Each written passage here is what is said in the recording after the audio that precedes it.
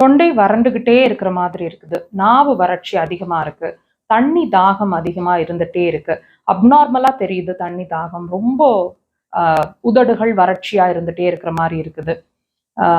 இந்த மாதிரி உங்களுக்கு அந்த தர்ஸ்ட் சம்பந்தமான தாகம் சம்பந்தமான விஷயம், த்ரோட் ட்ரை ஆகிறது, லிப்ஸ் ட்ரை ஆகிறது, இந்த மாதிரி விஷயங்கள்ல நீங்க சஃபர் ஆயிட்டு இருக்கீங்க அப்படின்னா இந்த பாயிண்ட்டை வச்சு அதை நியூட்ரலைஸ் பண்ணிக்கலாம். லொகேஷன் பாருங்க, கால் பாதத்துல பெருவிரல் இருக்கு இல்லைங்களா, பெருவிரல இப்படி மடிச்சிங்கன்னு சொன்னா 2 கலர் சேர்ற இடத்துல எக்ஸாக்டா அவங்க மார்க் பண்ணியிருக்கிற இடத்துல அந்த பாயிண்ட் இருக்கு.